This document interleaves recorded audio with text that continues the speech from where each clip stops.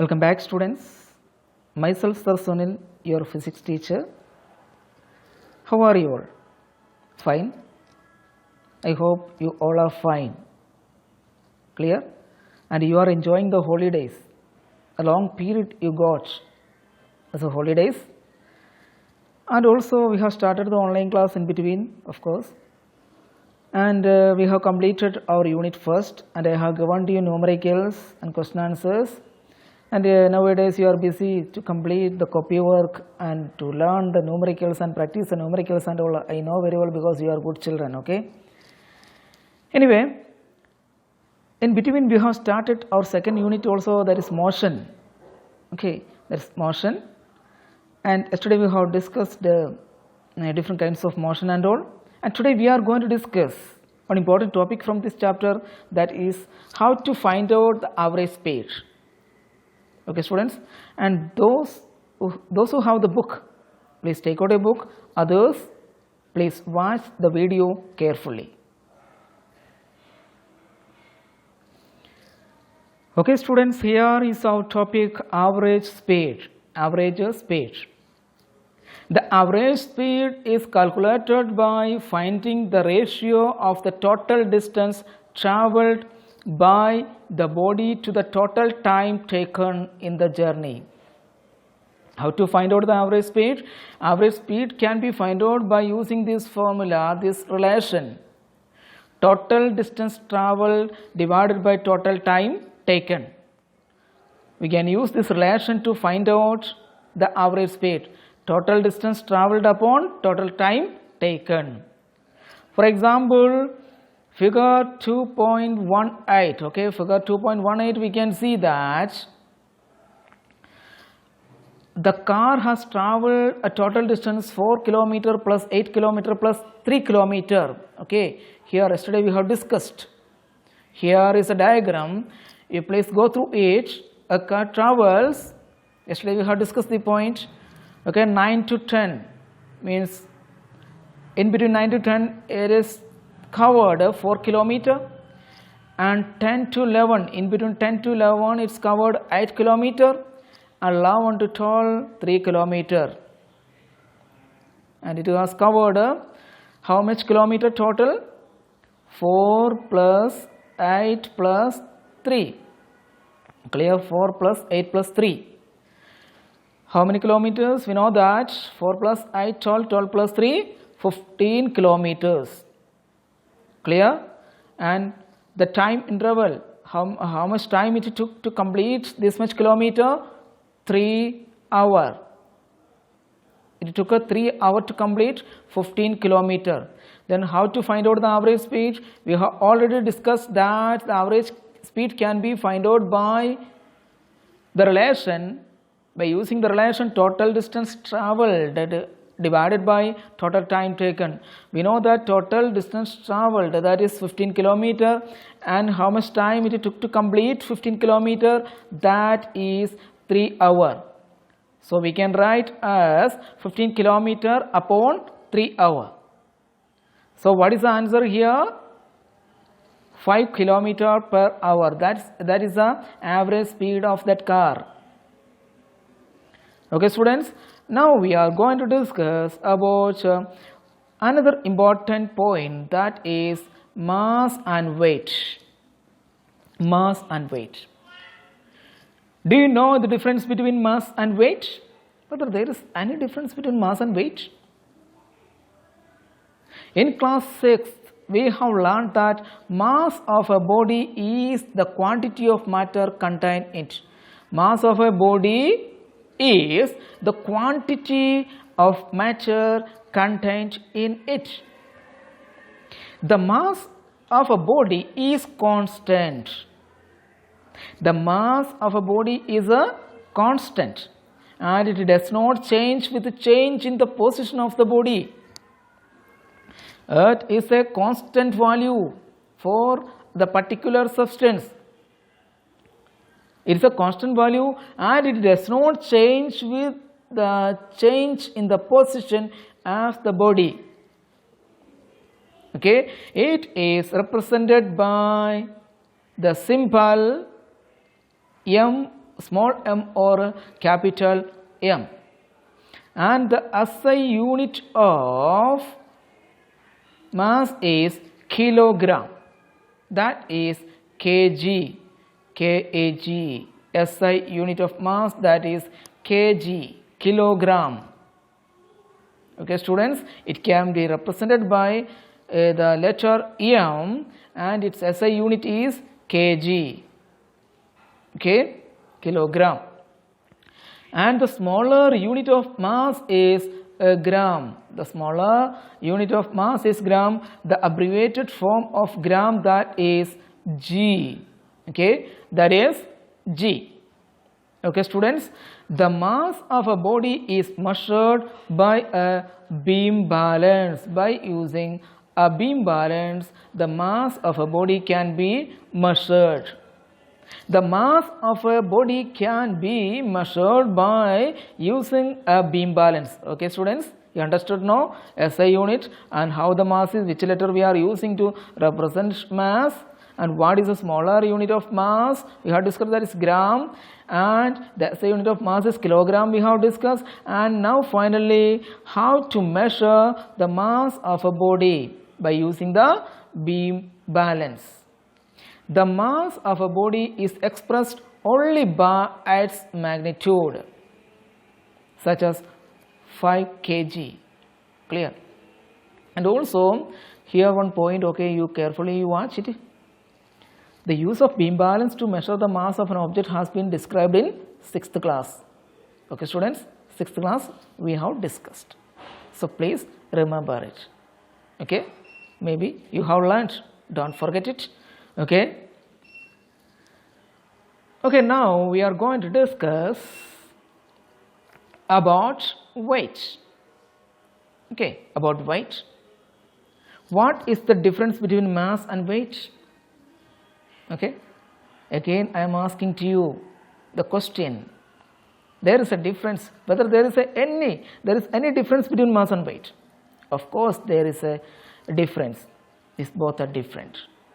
Okay, the weight of a body is the force with which earth attracts the body.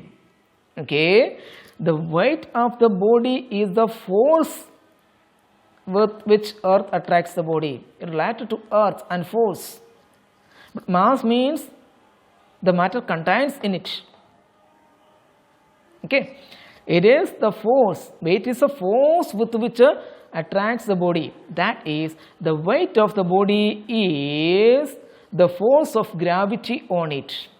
The force of gravity on it. Okay students, force of gravity on it. The weight of a body is not constant. Mass is constant. I told you, we have discussed that mass is a constant, but the weight of a body is not a constant, but it changes from place to place. But mass does not change. Mass does not change its value. It's a constant value. But here the weight changes from place to place.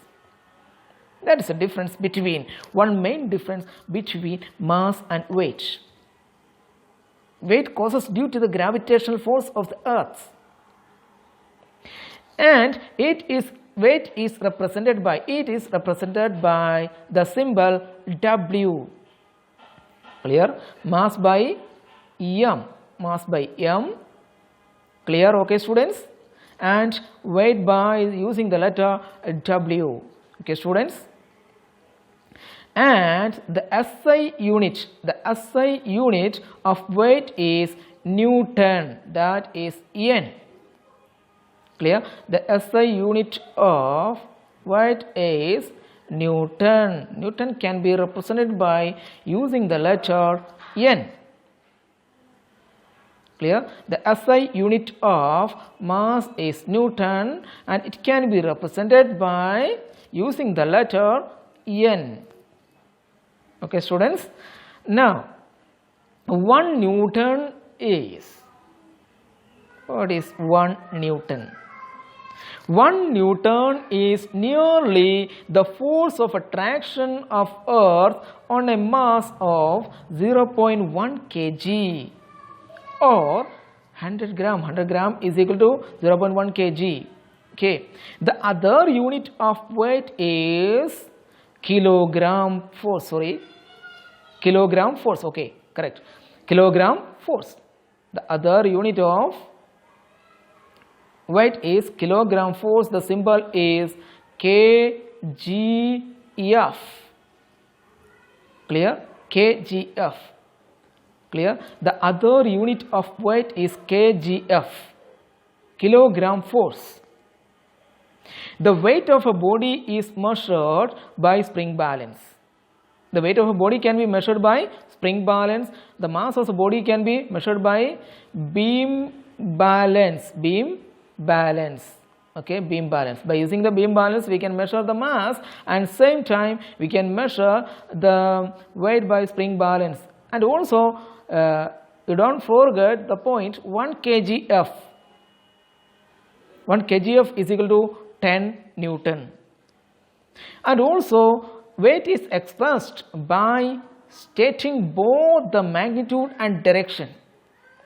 Weight is expressed by stating both the magnitude and direction. The direction of weight is always vertically downwards. The direction of weight, that is always vertically downwards. If force of gravity on a mass of 1 kg at a place is gram Newton, the force of gravity on a mass of 1 kg at a place is gram Newton. The weight W of the mass mkg at that place is given by W is equal to mg, where g is equal to 10 Newton kilogram nearly. Clear? W is equal to mg, g is equal to 10 Newton kilogram. 10 Newton per kilogram. Okay, sorry, 10 Newton per kilogram. Now, some important points we have to remember here. Mass and weight are not the same. That I told you, mass and weight, these both are not same. Okay, students, till these classes maybe in your mind you thought that mass and weight both are same, but mass and weight both are not same. Second one point is kilogram. Kg is the unit of mass, whereas kgf is the unit of weight. The unit of mass is kg. Okay. The unit of weight is kgf. Okay, students, kgf. Okay, that's way we can say that here we can consider one example. A body of 5 kg will have weight of 5 kgf. So we can write it as a body of mass 5 kg. 5 kg has the weight of 5 kgf. 5 kgf. Or about 50 Newton. Why 50 Newton? Because we have already discussed that 1 kgf is equal to 10 Newton. So 5 kgf is equal to 50 Newton. Okay, 50 Newton. Okay, students. Now we are going to discuss here third point. The mass of a body can never be zero. The mass of a body can never be zero, but weight of a body can be zero. Okay, mass of a body can never be zero, but weight can be zero. At the center of Earth, at the center of Earth, the weight is zero, and in an artificial satellite, the weight is 0. Okay, but the weight of a body is 0 at the center of Earth and in an artificial satellite. Please keep in your mind this point, it's very important. Mass can be 0. Sorry, mass cannot be 0. Mass cannot be 0 and weight can be 0. Okay students, now we are going to discuss another point, effect of change in place on mass and weight. Effect of change in place on mass and weight. Now we can see the time. Okay students, it's a time to wind up today's session. Okay, go through the chapter 2-3 times, means 2-3 times you have to read. Okay, lovely, clear? And if you have any doubt, if you are facing any doubt, I am with you. You can ask to me the doubts when the class starts directly. I will explain you. Okay students, so I am going to wind up this session. Thank you and have a nice day.